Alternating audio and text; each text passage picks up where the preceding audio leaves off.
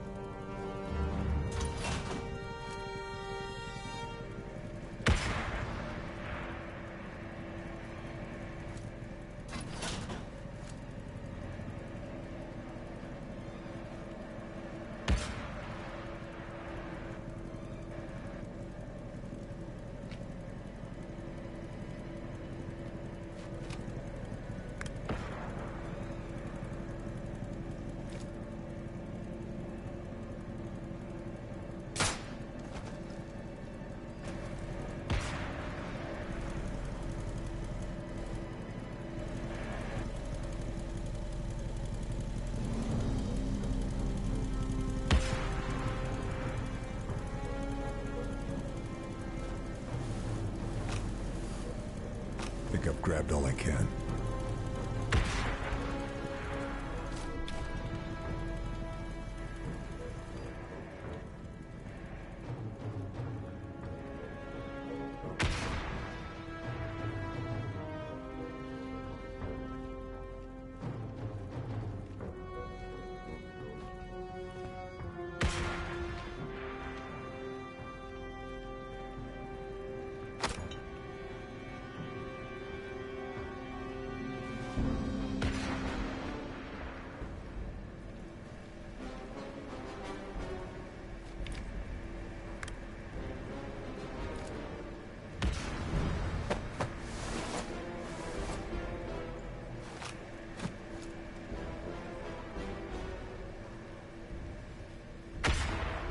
Looks like they're trying to improve on fuel efficiency. Improve travel distance without impacting overall performance.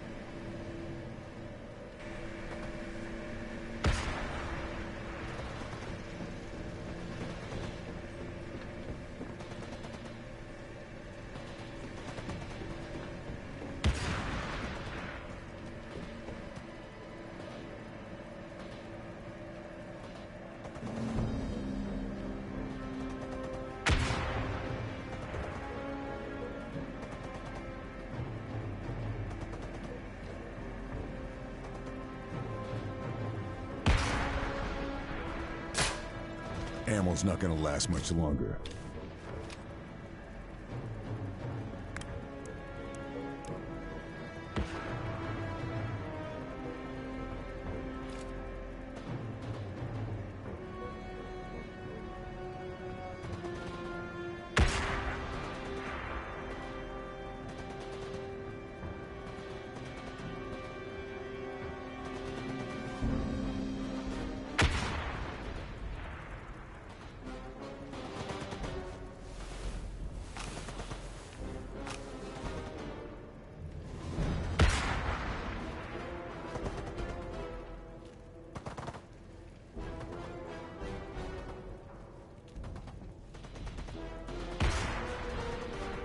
Better move it.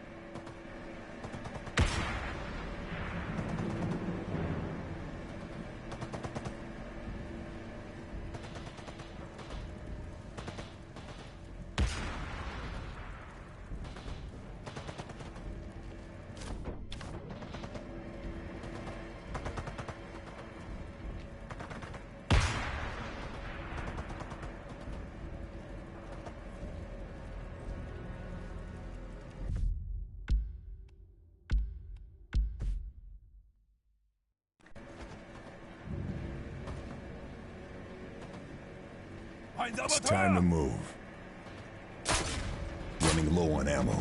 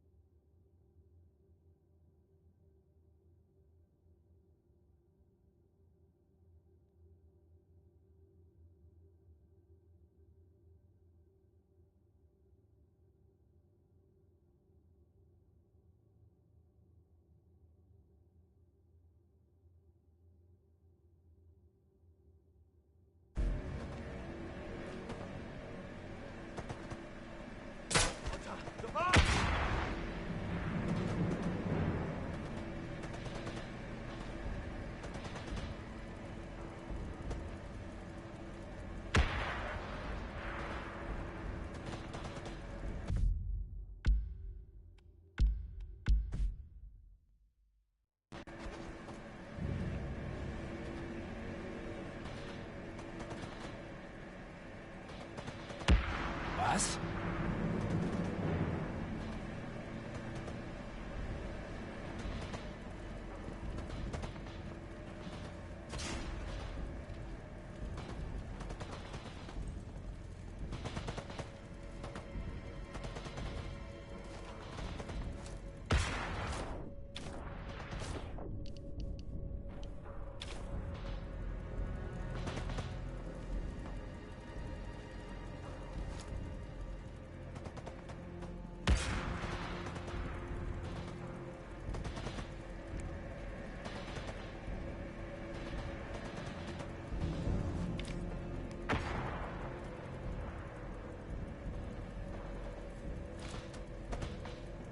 Was für ein Tag. Hey.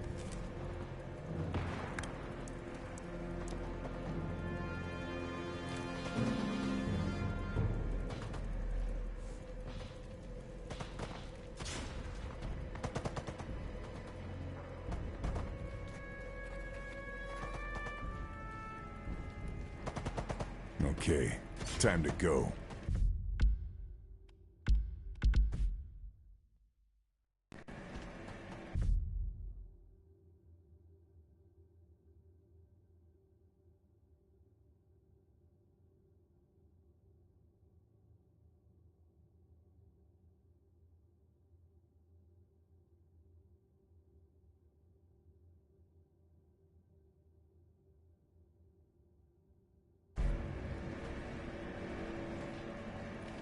I'd better go somewhere else.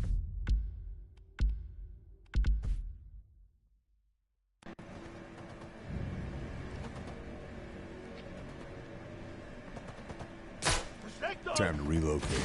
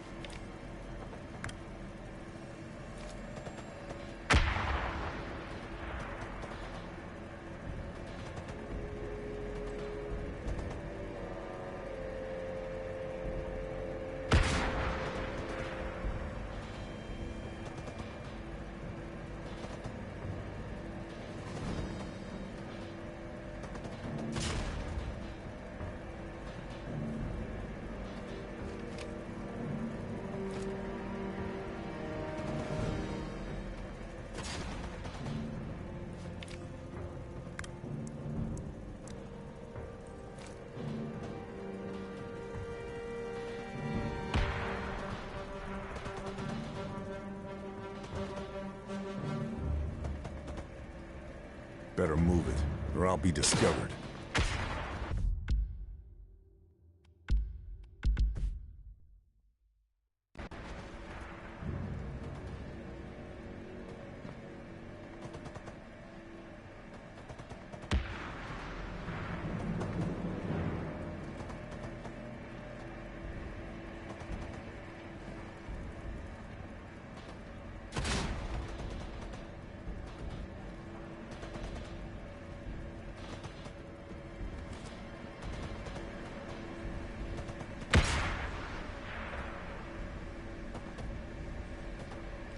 Hey, look.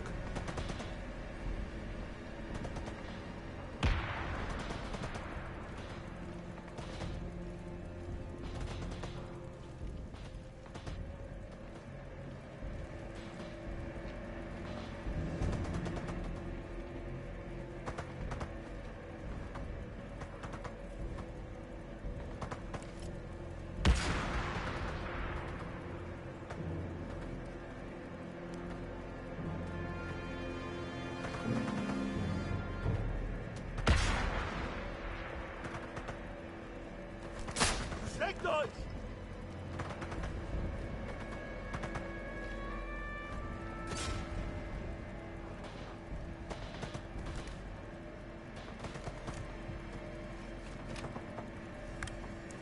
I'd better go somewhere else. No mames, ¿cómo me ve?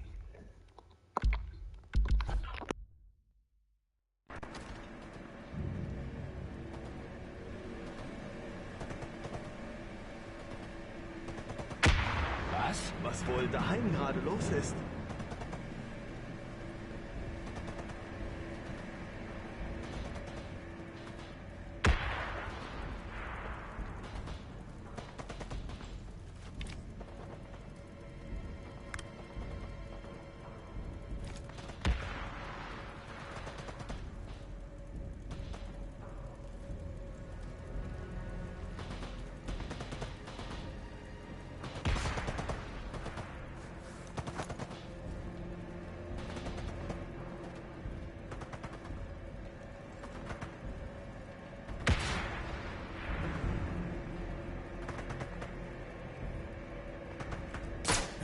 Can't stay here. They'll find me.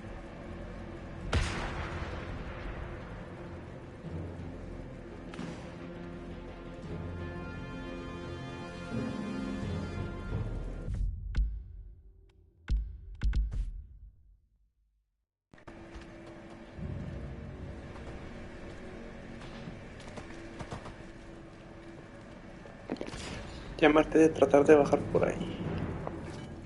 Vamos a buscar otro lado.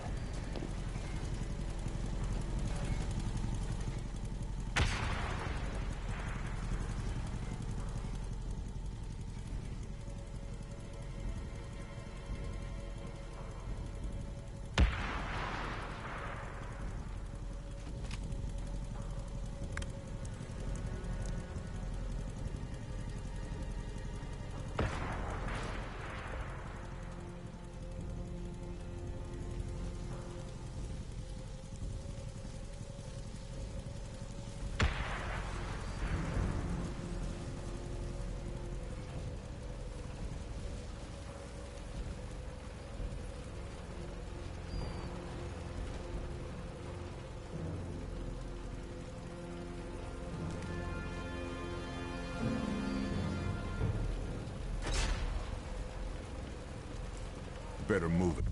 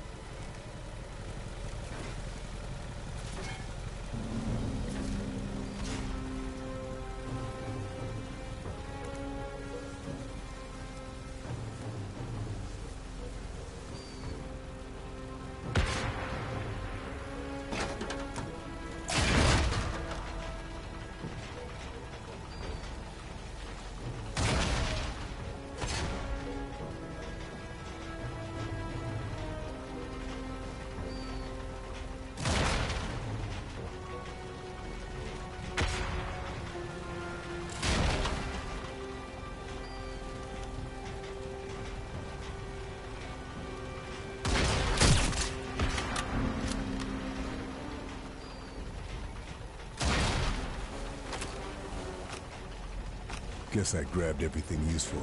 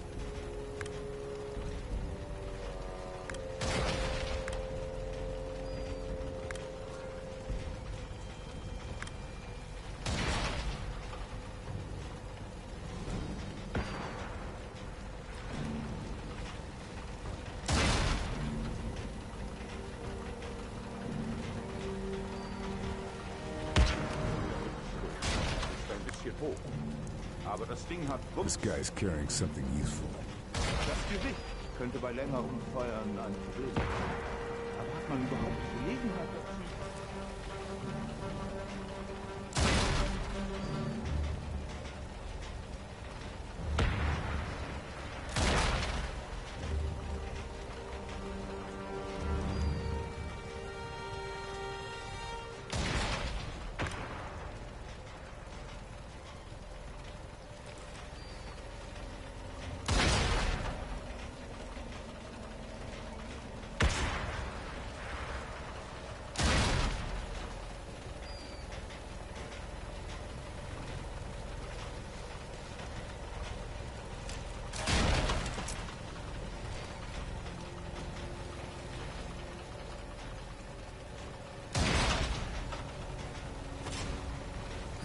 Can't stay here.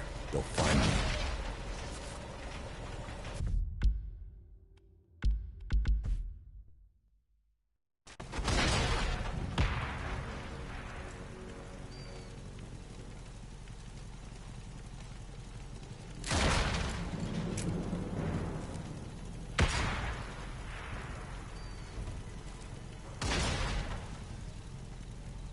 Pinche juego, ¿quieres jugarme chueco, cabrón?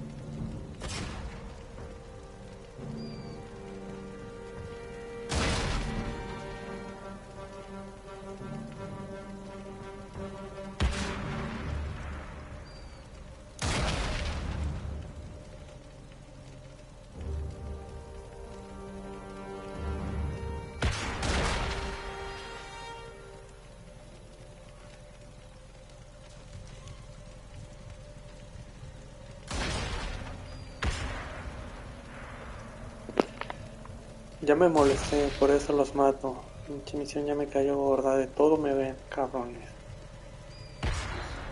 Párate y muérete, perro.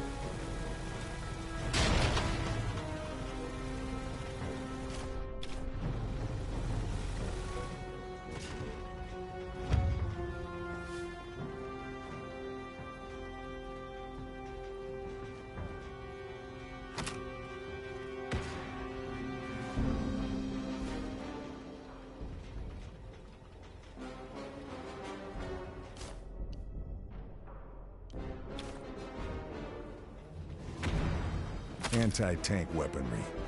Experimental armor-piercing ammunition. Command can put all this to use for our side.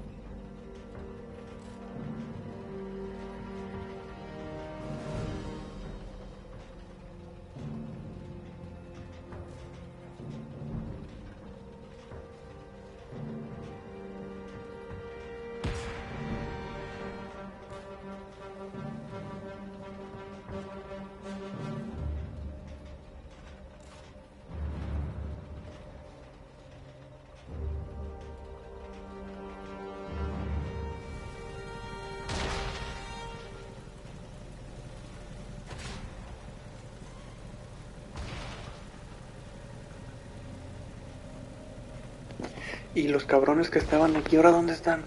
No mames, eran 2 o 3. Ya ni chingan. Pinche juego mentiroso.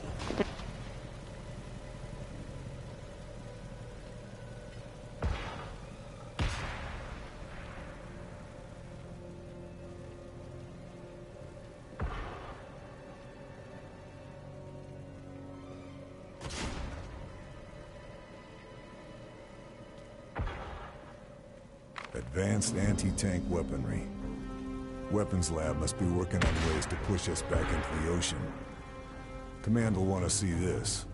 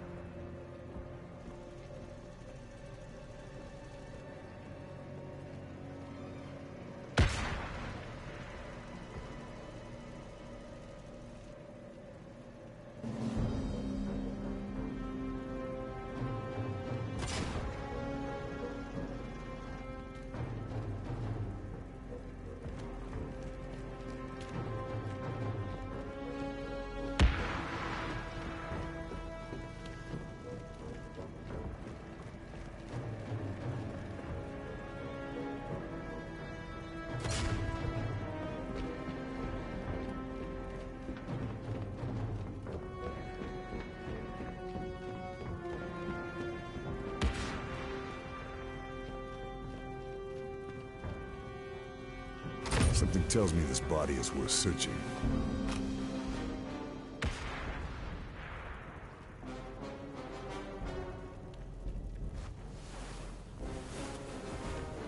Nothing else.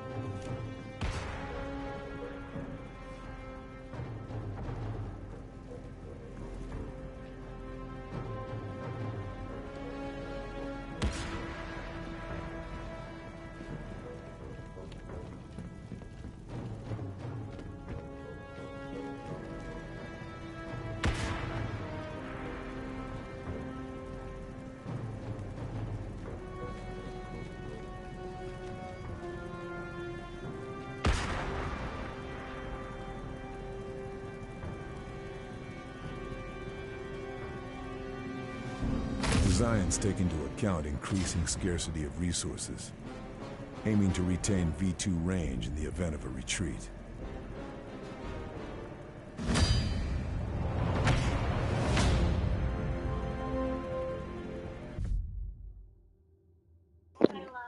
No mames, ¿en serio estaba ahí? Qué mamada, cabrón. ¿Cómo se me pudo pasar? These proposals, the range they're trying to give the V2s, they could hit Britain from Germany if they manage to pull this off.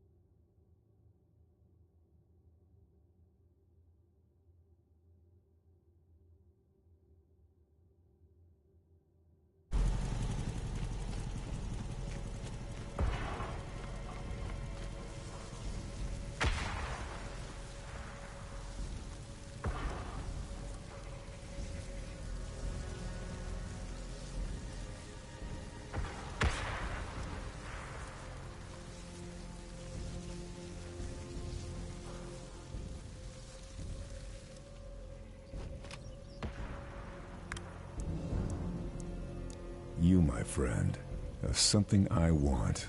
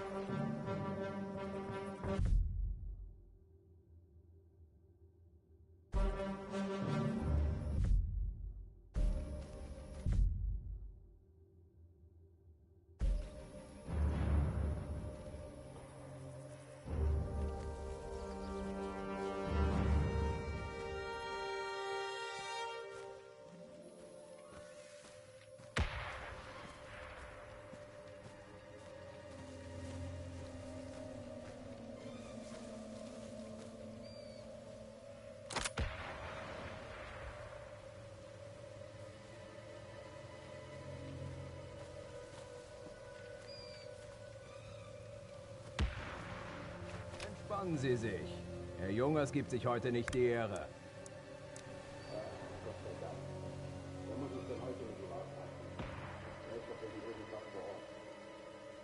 Er schaut sich den Prototypen im Windkanal an. Also halten Sie sich davon fern, wenn Sie ihm aus dem Weg gehen wollen. Das werde ich mir merken.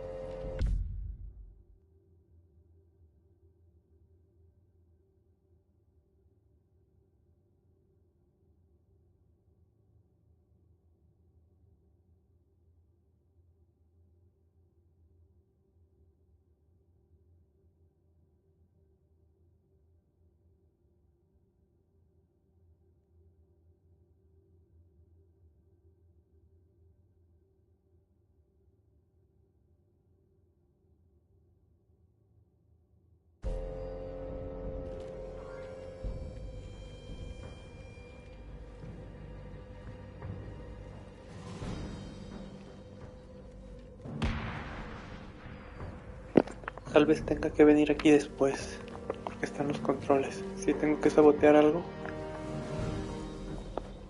O lanzarlo.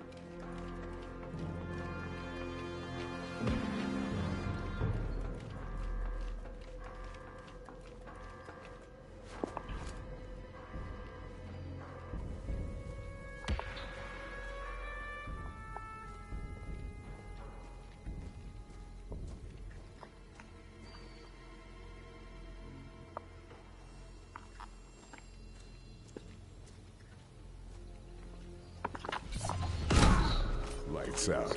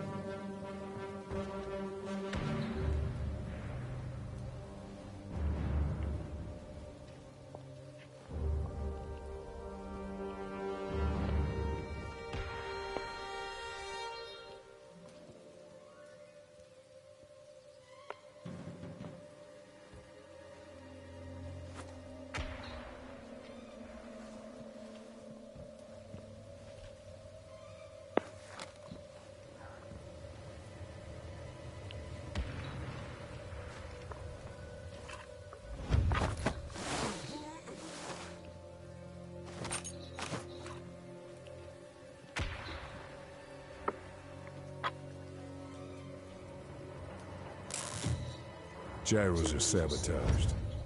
V2's not going anywhere far. Going to have to trigger the launch manually, though.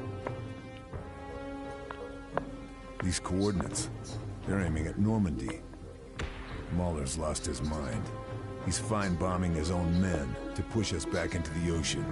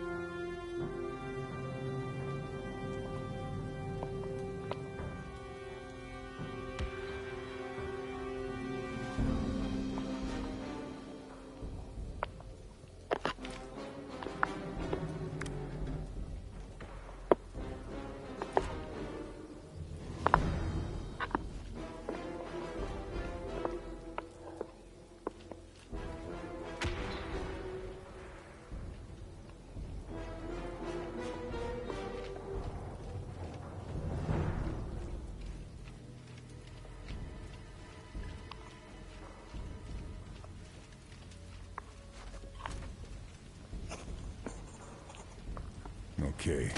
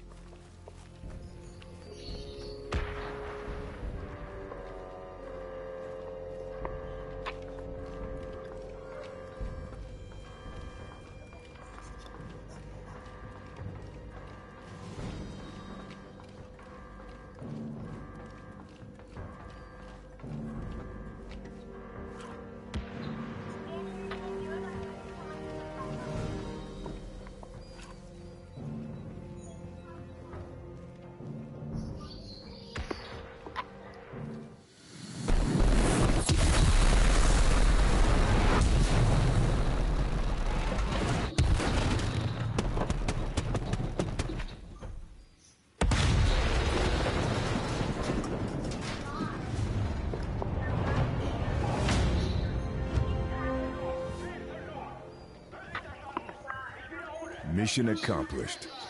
Now let's get out of here.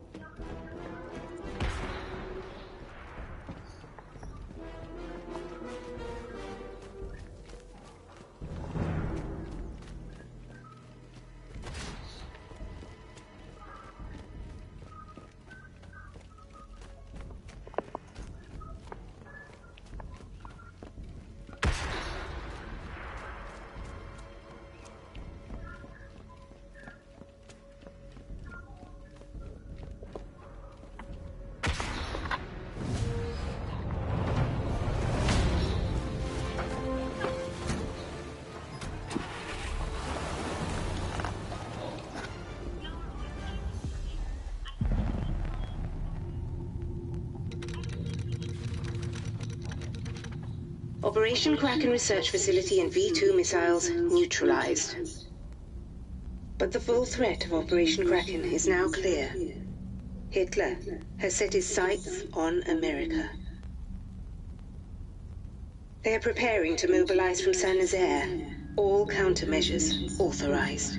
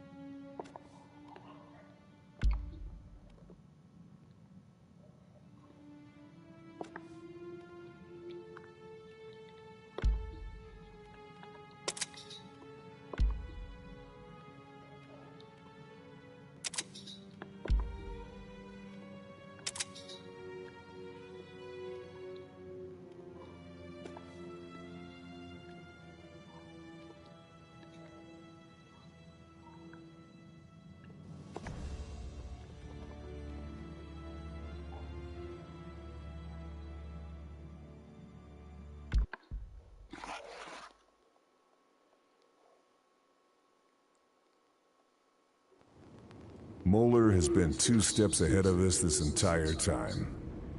The research site is out of action, but it's not enough. Operation Kraken is mobilizing. A fleet of stealth U-boats, armed with a deadly payload of V-2 rockets, and carrying an elite force of Auslan spies. They're preparing to launch from Saint-Nazaire. Their target? America. New York, Boston, and Washington will be sitting ducks. Marie drove through the night to get me into the city limits in time. While I head into the thick of it, she's making for the Allied lines to warn command, and hopefully bring in Sullivan and his Rangers as backup. Saint-Nazaire is a bombed-out ruin of what it used to be, but the U-boat pens still stand. They've proven impregnable to Allied airstrikes. It's down to me to get into those pens and stop Operation Kraken before it launches. If I fail, America could fall to the Nazis.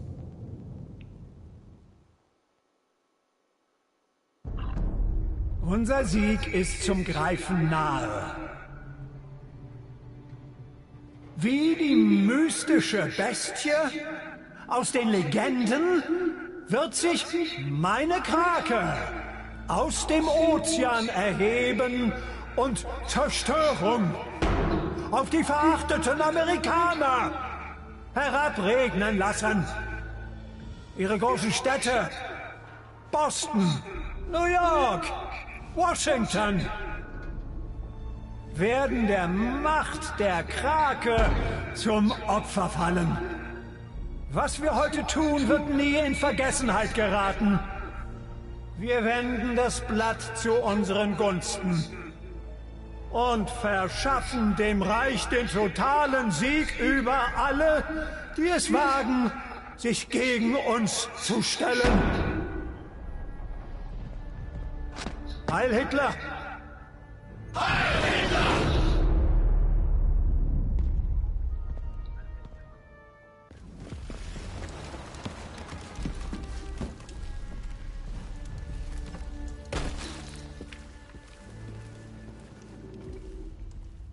Time to finish this.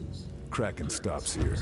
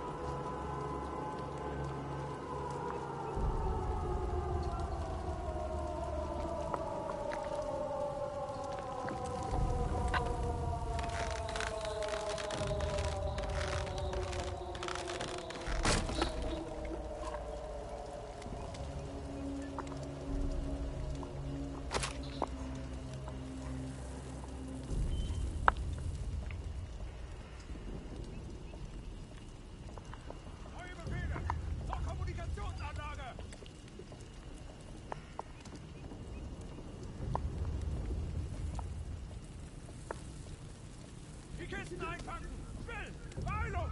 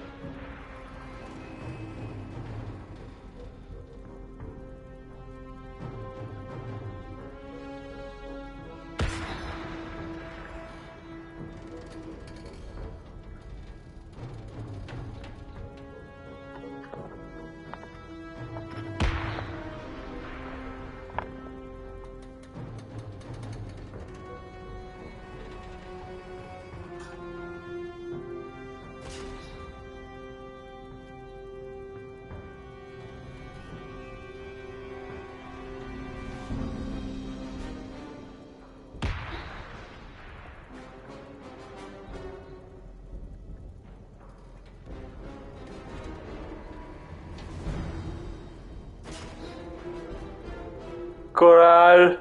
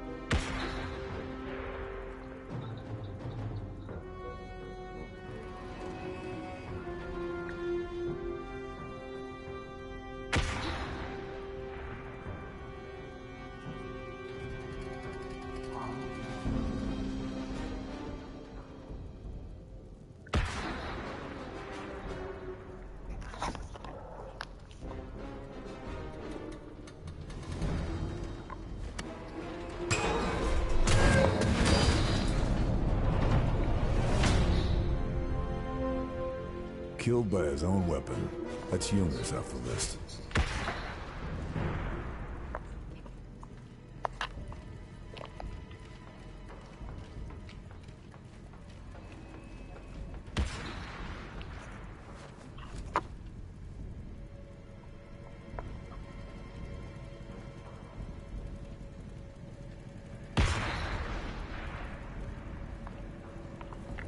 Designs take into account increasing scarcity of resources, aiming to retain V2 range in the event of a retreat.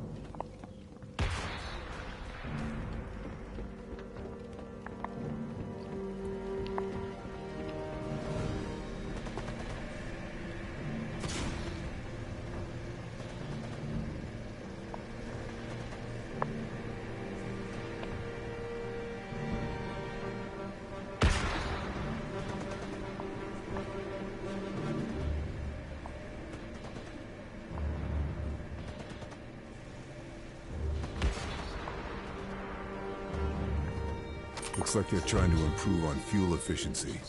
Improve travel distance without impacting overall performance.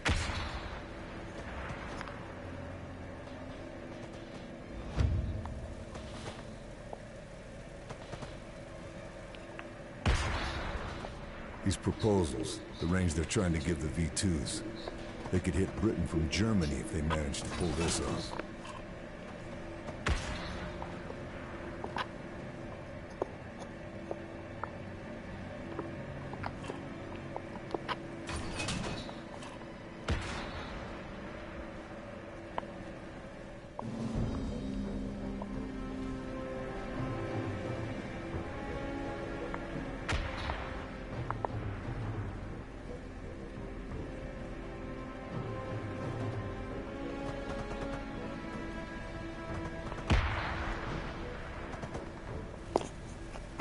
Ist da jemand?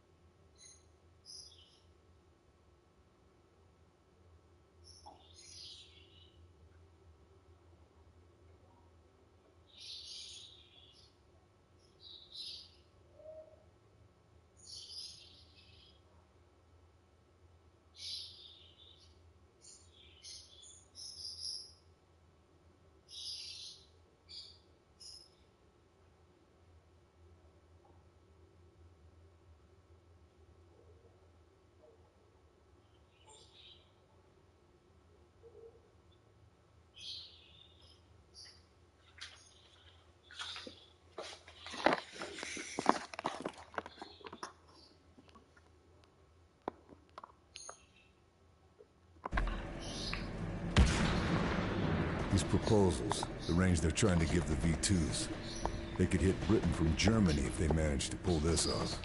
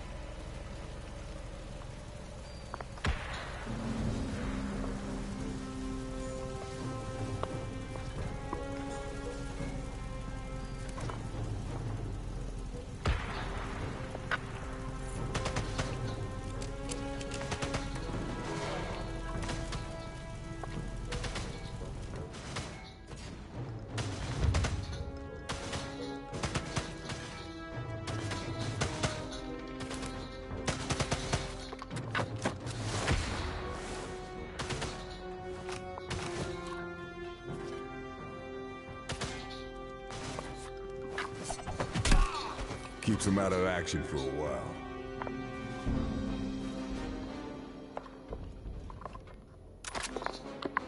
Anti-tank weaponry. Experimental armor-piercing ammunition. Command can put all this to use for our side.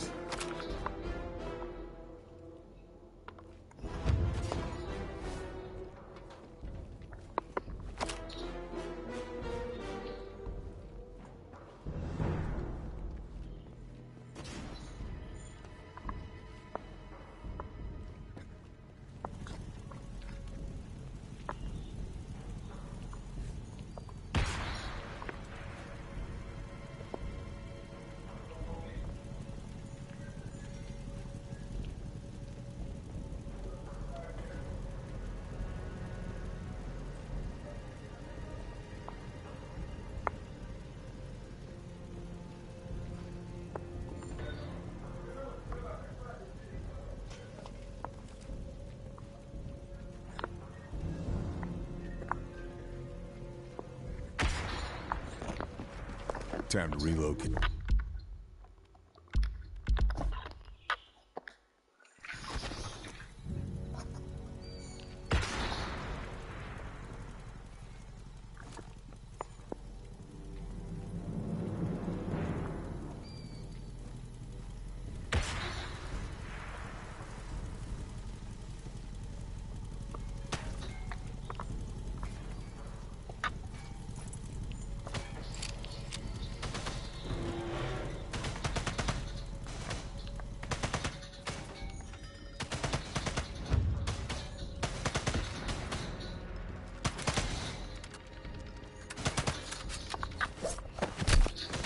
Sleep well.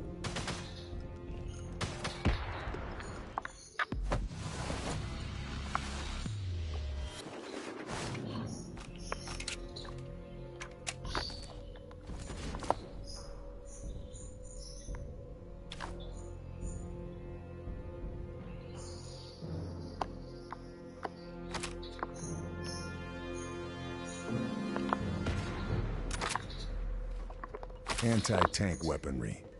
Experimental armor-piercing ammunition. Command can put all this to use for our side.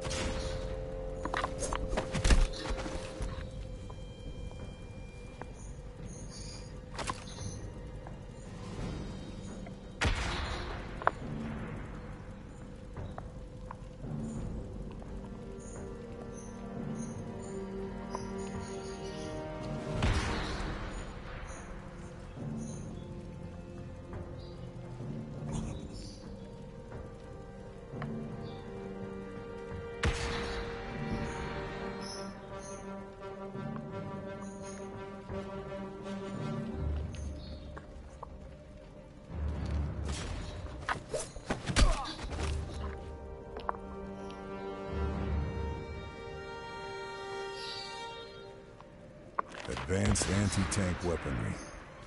Weapons lab must be working on ways to push us back into the ocean. Command will want to see this.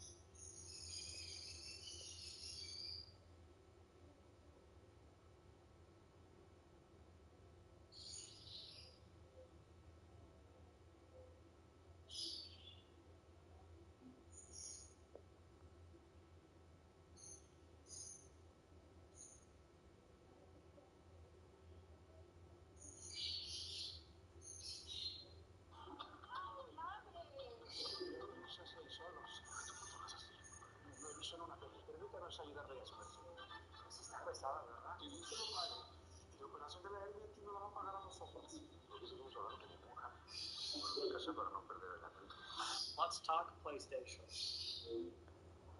Welcome back to another inexplicable episode of LTPS. We've got some PlayStation rumors, leaks, sales stuff, controversy, all that fun stuff. So let's begin, as always, with our PS Plus reminder. This is your last call to grab the July PS Plus essential games before they go away. August 1st, it's going to change over to PGA Tour 2K23, PS4, PS5, Dreams on PS4, and also Death's Door on PS4 and PS5. Now, I am really surprised it actually took this long for Dreams to finally be on PlayStation Plus. I feel like that's one game that could have always benefited from being open to a wider audience, whether it's via subscription or doing a native PC release. But better late than never, especially because now it's actually also launching with Tren, the sort of arcade puzzler that Dreams is launching within Dreams. And that game's actually quite long, apparently. It takes a few hours to get through. If you want to do everything, it could take upwards of 10 hours. So that looks really cool. That's launching on August 1st as well. And also Dreams will be on PS Plus Extra and Premium. So if you're not a base essential subscriber for August, you can dive into Extra or Premium at any point, and you'll be able to access Dreams that way. Also, big recommend from me for Death's Door. That's a really fun weekend game, something where you can finish it in a few days. Great little isometric hack and slash. Really fun title. I recommend trying that one out. Now, in other PlayStation Plus news, we have a brand new game launching day one into PS Plus Extra next month, and that is Sea of Stars, which is a kind of like a retro-inspired turn-based RPG. Looks really cool. It's coming out August 29th, so right near the end, but it's launching day one into PS Plus Extra and Xbox Game Pass. which is a very unique circumstance. I believe this is the first time we've ever seen this, because typically Sony and Microsoft, they both do this, but they will have, some sort of stipulation or requirement in the contract when they're signing on. You can only be on our service for, some kind of predetermined amount of time.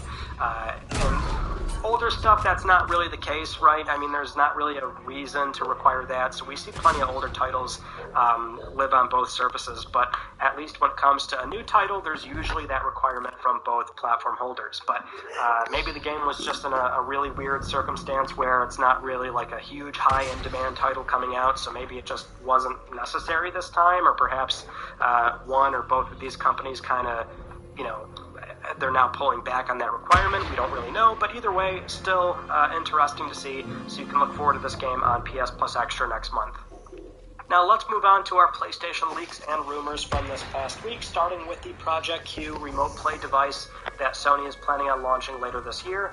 Sure enough, on Twitter, from the account at Zupitech, we see some, not spy shots, but some photo and video of somebody that's messing around with what appears to be a prototype of the Project Q, and so we can get a better sense of, I guess, the size of it, how it very much does look like a DualSense cut in half with a tablet in the middle. We can see it's running a very stock version of Android, which is not really surprising. I mean, the thing does have to boot up and use something to at least initiate that remote play application that you're probably not even going to really notice or see, right? It's going to be a very modified looking sort of animation and startup screen to initiate remote play, because remember, this thing is not meant to communicate with Sony servers for PS Plus cloud streaming. This is meant for your own personal PS5 to stream your own personal games off that console.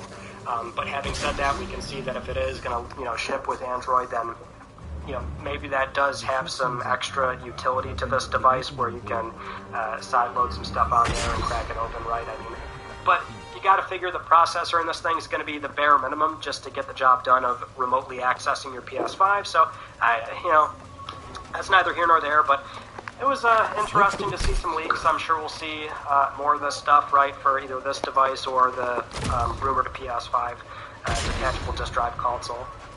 Now, as for the rumors, the big one this week was a new one for the PlayStation 5 Pro, which the story was back on Friday, so it's a little bit old now at this point, but at least we've been able to serenade on this because it's from Tom Henderson running for KeyToGaming.com, and there was some initial confusion on the website and who's behind it and who wrote that story, but it is Tom Henderson, so I guess that's his second website that he wanted to use this report to launch the website, give it some extra traffic and get the domain off the ground, and so that's what's going on there. Normally this would be on Insider Gaming, where we've seen prior.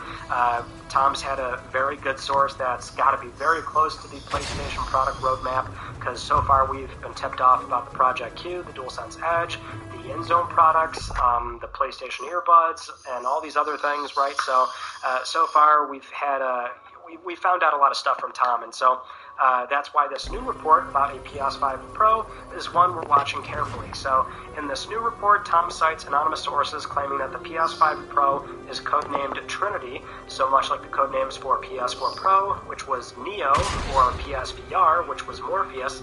They seem to really like their Matrix codenames. Apparently it's been in development since early 2022, with presentations and demos already ongoing. It's understood that most major studios will have dev kits by November 2023, and as for the expected performance targets, they're trying to aim for improved frame rates at 4K resolutions, accelerated ray tracing, and a new performance mode for 8K resolution. It's still allegedly targeting a November 2024 release. Now, Tom did also point out that he does have info on, I guess, more of the technical aspects, but that's something he can't really speak on because he's not really into that stuff.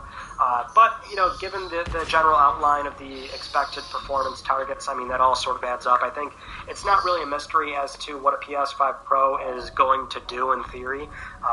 We can look at what we have right now and at least get a good idea of what this thing is probably going to do when it's playing some of the software that we're playing today, even unpatched, because that is the little caveat with a device like this, right, is that that by the time they do a formal reveal and they launch it, you are going to have a lot of studios sort of natively support it, as in just make sure there's a PS5 Pro setting on that game, so that way it can take advantage of the new hardware. But in the case of the PS4 Pro playing regular PS4 games or a PS5 playing PS4 stuff, we can see improvements retroactively. Just it's more a matter of how that game was made on the outgoing hardware. So even right now we can play unpatched games that have unlocked frame rates and maybe high frame rate modes where it really dips around the 80-90 range.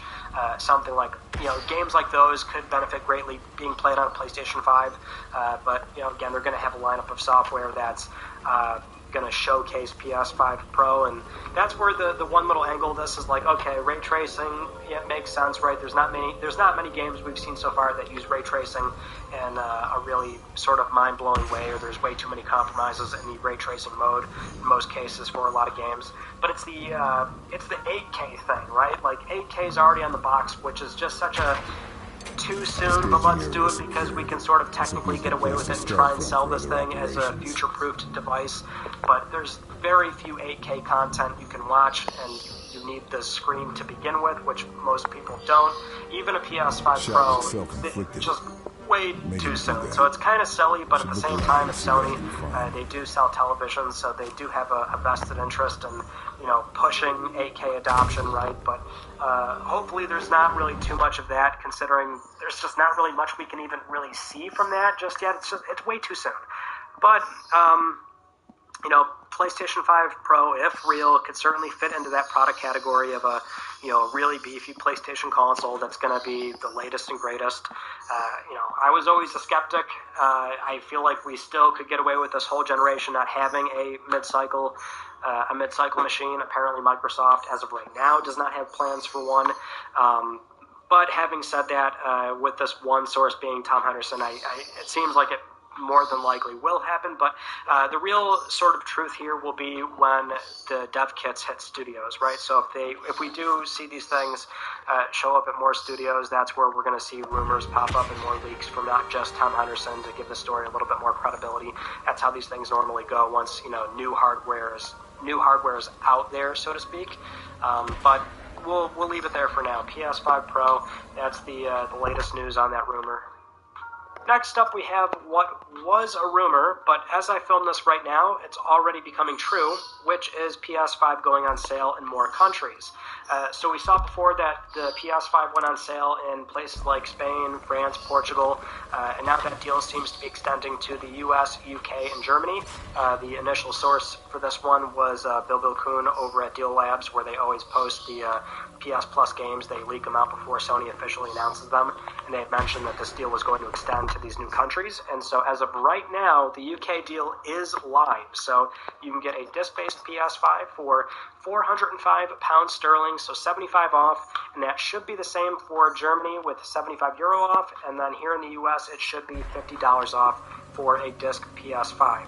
Not too bad if you're in the market, and something where, as we've sort of safely theorized, they're probably just trying to liquidate stock of the current model, or rather trim down those numbers a bit so that near the tail end of the availability of this new console, there's a bit of a smooth transition, so that way folks don't get a little bit sidelined by going to a store, buying a PS5 and not realizing they potentially got the older one, right? So just trying to liquidate all the consoles they've made so far, because at least based on the rumors, they've already started manufacturing the new one with this detachable disk drive, which again, it's not going to be, at least from what we're hearing, is not going to be a proper exterior redesign. The internals certainly will be moved around a bit, considering we are expecting this thing to have a detachable disk drive, but it should principally look the same on the outside, although we've seen in prior years Sony will, with new model numbers, new model variations, they will make minor changes here and there, right? So changing out the capacitive buttons on base model PS4s, that initial console design, or taking out the glossy black plastic for a matte finish. Same with those fat model PS3s, where they went from the shiny chrome to a flat silver for the trim on the console. But we might see something like that with these new PS5s, but they should still look generally large and fat, in case that's what you, if you still like that part of PS5, which also implies the current console covers should still work. But between the sale and the Spider-Man PS5, which I'm sure is going to do quite well, they're probably just looking to move the current model number. Which we should also point out, when the new model number does finally come out, there are going to be disassemblies of that thing, and it'll be interesting to see what comes out of that, considering we've had 2 model variations now where, you know, something happens, right, and there's a bit of a storm or controversy or whatever else the case may be. So let's fully expect that may happen with this new one. Now, while we're talking about PS5 sales, good segue to our next story, which is Sony confirming PlayStation 5 has now sold 40 million consoles worldwide, which, for context on how the console is doing now when launch aligned with PS4, or rather, it hit 40 million about 2.5 months slower than PS4. So it is finally closing in on, you know, being launch aligned with the rate of sale for PS4, and in all likelihood, it is going to reach it and exceed it by the end of this year. But yeah, Sony's still selling a lot of PlayStation 5s. They mentioned on the SIE blog that there is now 2,500 PS5 games out there that are currently available. Probably does not feel like that, but that number is shortly bloated by all the things on PSN that might be, you know, $1 or a very small title. Things, you know, constantly come out on PSN. We're talking 15, 20 games at any given day. Usually there's a handful of titles that'll go live on PSN every week. But they also put out this really cool infographic that shows the top 40 PS5 games voted by the community. And you gotta love that Bugsnax is on there, Stray, Returnal. There are some fire banger, delicious, smoky, good games on there, and always cool to see stuff like that. Right, a little bit of a, you know, community feedback on some of the cool games that have come out on PS5 so far. But the demand has still been very good, and I think we're going to see some crazy numbers by the time we have this holiday season completely wrapped up. Moving on to Insomniac Games, we've got a few news items for this very busy studio, and that kind of goes into this first story where they're working on a brand new AAA unannounced project. The way this popped up was from the Twitter account @Dreamwalker, where they had pulled this clip from a Full Sail University seminar, and the Insomniac project director Aaron Eberhard said that they're working on a brand new AAA unannounced project that they cannot talk about. The news here is that we already know about Spider-Man 2 and Wolverine, so what is this third game? Now, the thing is, we already knew Insomniac had an unannounced multiplayer project in the works that they were hiring for. Those were open job listings. It wasn't really a secret. We've talked about them plenty of times on LTPS, so presumably that's what this is. You know, we can rule out Spider-Man 2 not having a multiplayer component, because that's the one little caveat with things like this, right, based on job listings and how the recruiter has written these things. They don't want to give out too much info, but, you know, it could be something as simple as they write a multiplayer project on the listing, but then you show up and you get brought on board, and it's really you're working on a co-op component or some sort of extra multiplayer component to an existing game that they already put out, or that they're already working on and announced, but they're not ready to talk about that portion of the game yet. So it doesn't necessarily always mean it's its own thing, and I'm not implying that is what's happening here, but just to say that that is a possibility. But I mean, I don't know. I'm kind of surprised that this news story got so much attention as is, because we already openly knew that they were working on a multiplayer game. So it seems like most places where this was posted, you know, by the time you click into it, then somebody chimes in and says, or it's in the body of the story where it's like, oh, and they were hiring for multiplayer. So not a big news story. It's just something where, like, okay, Insomniac is making more games. You know, big shocker. They've put out so many PS5 games so far, since they're a very talented studio. And not to say that putting more pressure on that studio, but yeah, it's still exciting to see them working on new stuff. So it'll probably be a while, though, until we see whatever this game is, right? We still have Spider-Man 2, after that Wolverine, and then who knows what they're going to be doing, but whenever they're ready to talk about it, I am ready to listen. Now, in other Insomniac game news, we have what appears to be a very inconsequential controversy going on, at least in my view, but Insomniac is no stranger to these kind of controversies. They had the puddle thing on PS4, the face swap of Peter and Spider-Man Remastered, and now it's MJ's face on Spider-Man 2, where that new trailer came out. And a lot of fans, they did point out that, hey, MJ's face does look different. There were hundreds of comments on the Spider-Man PS4 subreddit. Aquí amarrecito de aquí no le has puesto acrílico. ¿Sí? Si vas a que le pongas porque le entra mucho polvo cuando está todo tapado detrás y que llevas como de tierra. Entonces, para limpiarle, para que no se moje la madera, le ocupa pues plastiquito, como el llevar. Hay que buscar para ponerle. Porque sí, aquí se usa mucho.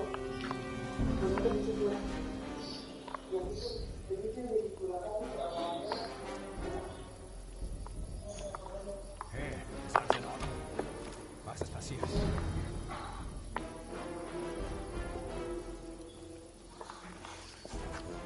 A few other places talking about this. So one fan on Twitter had mentioned that, you know, it seems like they definitely did change it, and then the Insomniac community director James Stevenson had to respond saying that no, it is the same face model. And that is the thing, right? I mean, it's a matter of there being a big time delta between when they did the original face scan and made the game back in 2000.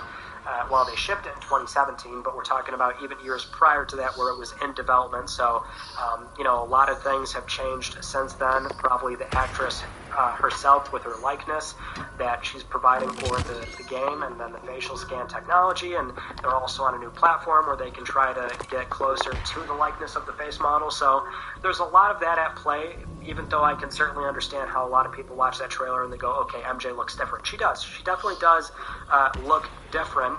Not even so much a matter of like different lighting conditions or her haircut being different, which those can sort of exacerbate the facial changes.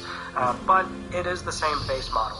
And I don't know, it's one of those things where I think it's not really a huge deal and not going to bother people once the game's out.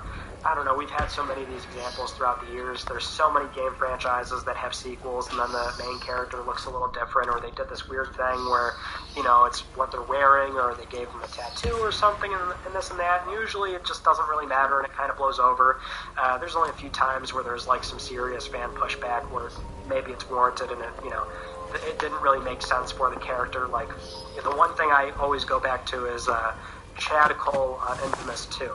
And I think the reasoning behind that was that, you know, Sucker Punch had said that they thought people did not like the original character and how he looked and how he acted and things like that, and so that's why they tried to sort of reinvent Cole.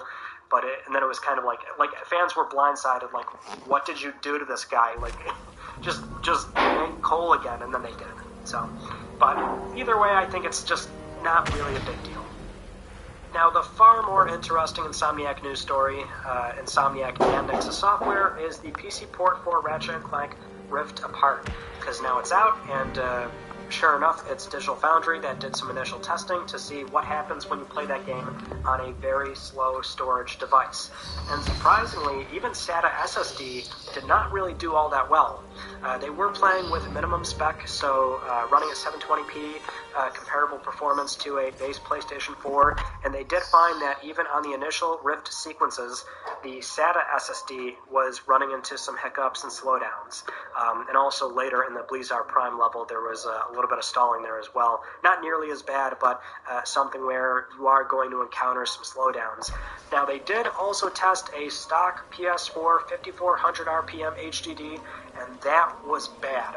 The game came to a complete stop during the initial Rift sequence. Now, you know, mind you, if you're patient, it is totally playable, but I'm sure most would agree that's not really the ideal way to play the game. I mean, really, if the game did ever ship to PS4, I guess we can safely say the sort of compromises that would have to be made just would not make sense at all. That, or you're making a Ratchet game with this world-jumping mechanic, and you're sort of throwing out the novelty of that by throwing in load screens.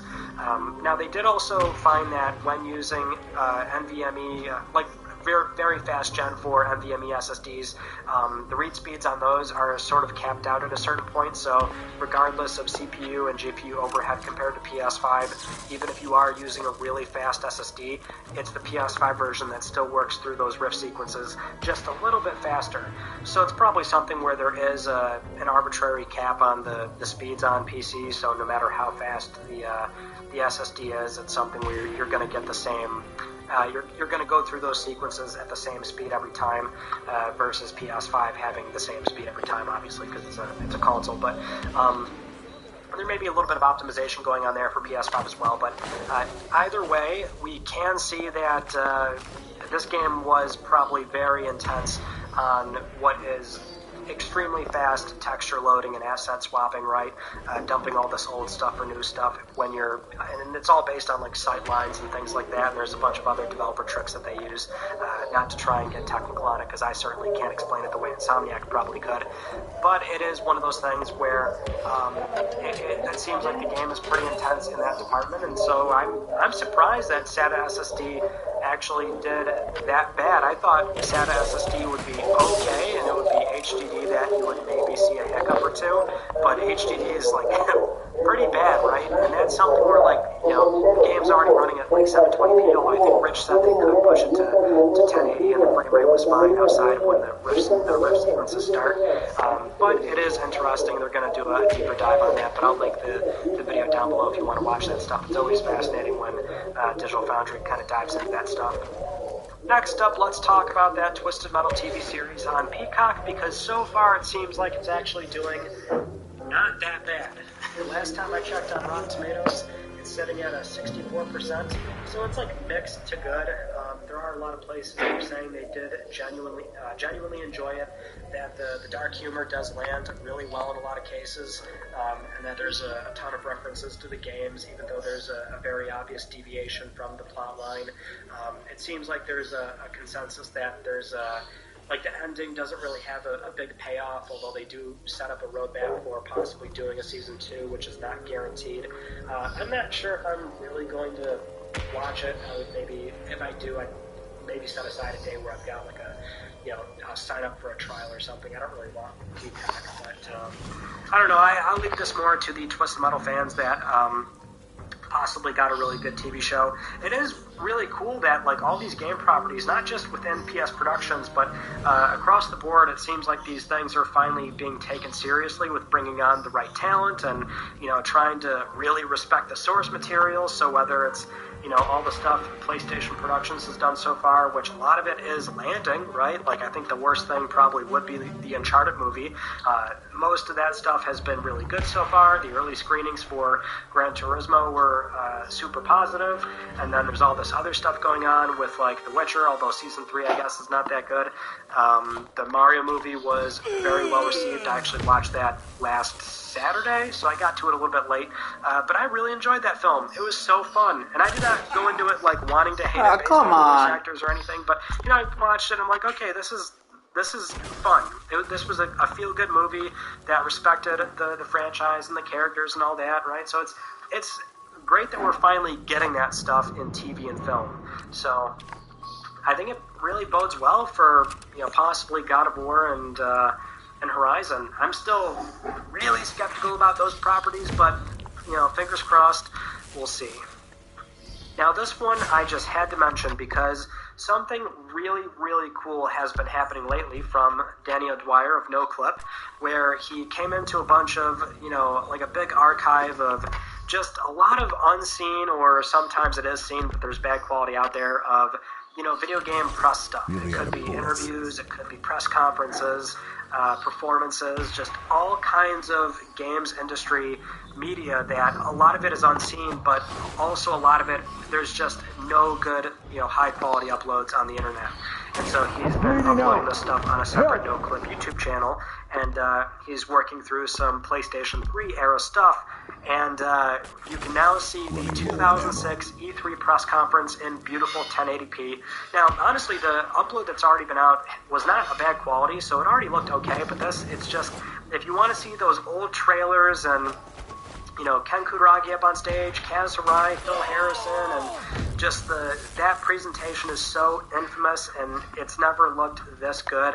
There's also a lot of other just weird, kooky stuff. Like, one thing I always knew about was a ludicrous performance in it was San Francisco, I think, for the PlayStation 3 launch, and now that's out there with Jack Tretton, a sweaty Jack Tretton, introducing Ludacris to a hungry, crazy crowd waiting for PlayStation 3. You know, it's cool seeing all this stuff. So I encourage you to go check out that channel and subscribe to see all the cool stuff that's been getting uploaded lately. There's a lot more that he's working through. So that was one noteworthy thing in PlayStation history that is worth taking a look at.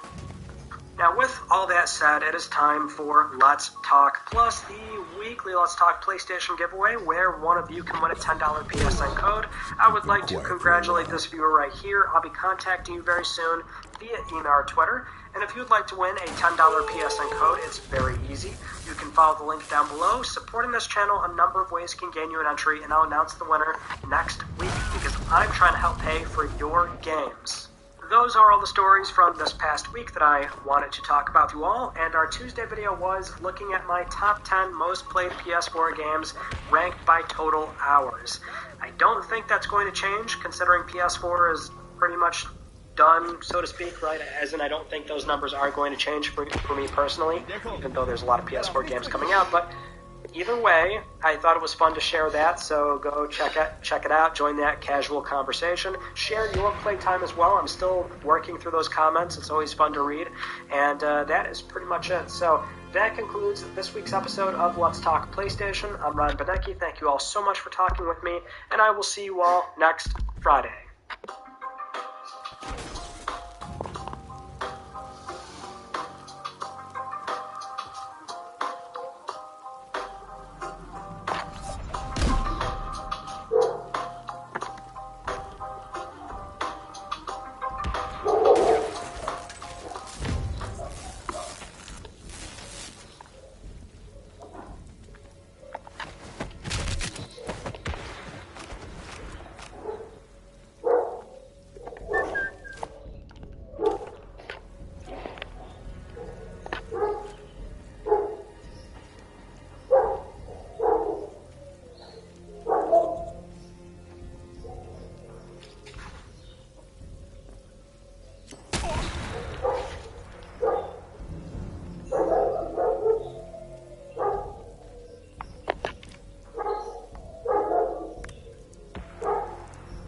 This fella's got something I need.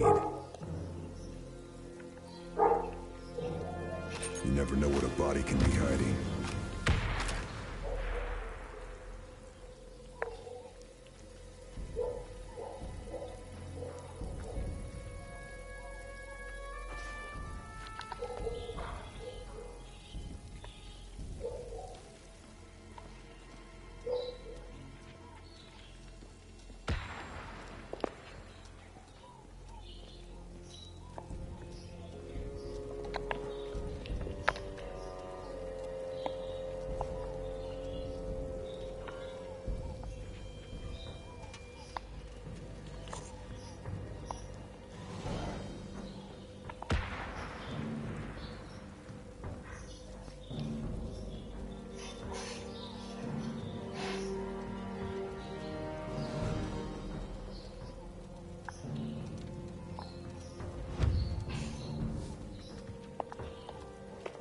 Interesting.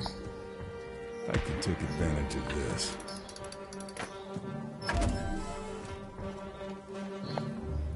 Shipping manifest. Tanks go from here to the weapons lab further ahead. Should grab some recon photos for command.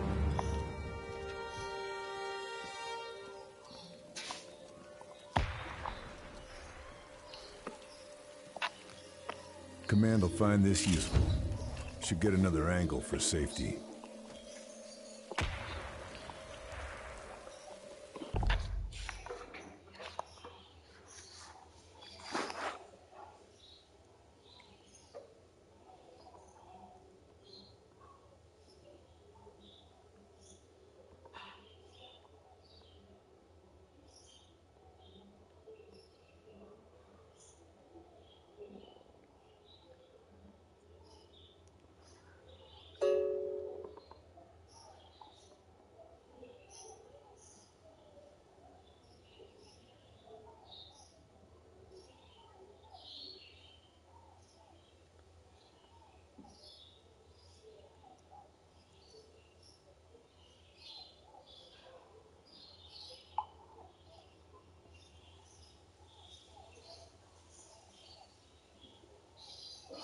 más así. Había ido a jugar al fútbol con los pibes del laburo, ahí cerca de Retiro. Unas canchas muy chetas, zona muy cheta. Y cuando estábamos peloteando antes de jugar a la pelota, vemos que había un flaco agarrado al alambrado y mirando. Y vestido de fútbol. Entonces mirábamos los dos equipos, estábamos todos, 5 y 5, y le dijimos al otro, che, ¿este es de ustedes? No, el nuestro no. ¿Y quién es? Porque estaba vestido de fútbol. Entonces nos cerca, cuando pasamos cerca el flaco dice, pero medio como que nos habla sin moverse, ¿entendés? Sin hacer el gesto con la manito de como un pasa un compañero y le dice, necesito jugar este partido, no mires para allá, esa que está ahí atrás es mi novia. Yo me iba a ver con una mina, le dije que me iba a jugar a la pelota y me dijo, te acompaño.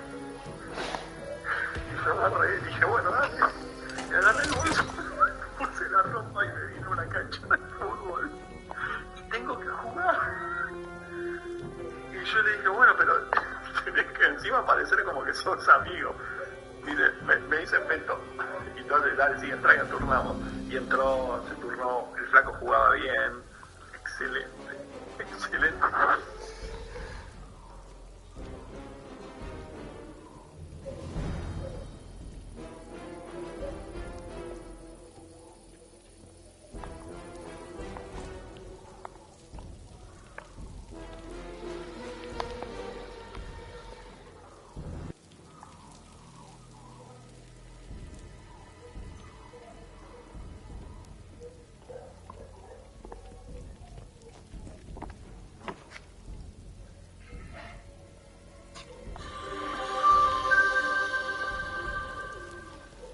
As games continue to get progressively larger and more elaborate, the desire for more compact, linear experiences continues to grow in gaming audiences. Thankfully, there isn't much of a shortage of options on that front. If what you're looking for is an excellent linear adventure with constant forward momentum, there's plenty of amazing games from over the years to dive into. And here, we're going to talk about a few that we feel are the best of the best. And just a quick note before we begin. For the purposes of this list, we're looking exclusively at strictly linear games. If a game is open world, semi-open world, wide linear, Metroidvania, places emphasized in exploration designed around backtracking, or anything of that sort, you won't see it on this list. We know that's a pretty strict way of defining linear design in games, but the very purpose of this feature is to celebrate that. So please keep that in mind while viewing. Number 15, Wolfenstein 2: The New Colossus. Machine Games did an excellent job of redefining the Wolfenstein franchise with 2014's The New Order, and then took the series' new formula to even greater heights with its sequel.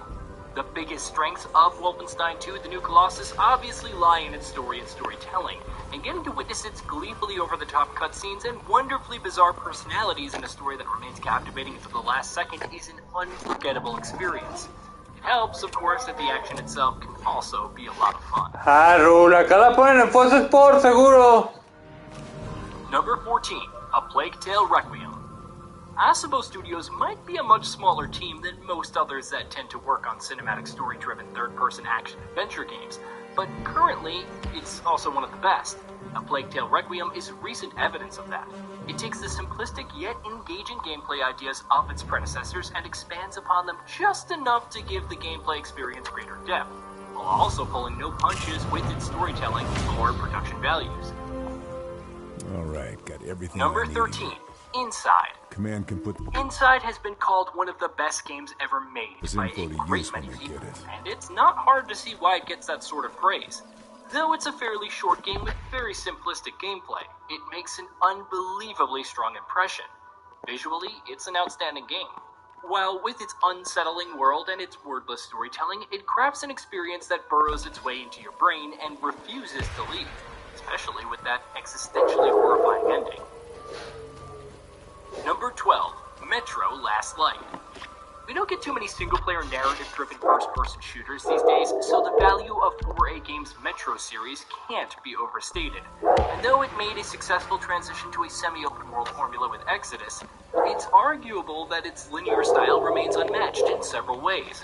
Metro Last Light, for instance, is an unforgettable game, one that stands out as one of the genre's best offerings to this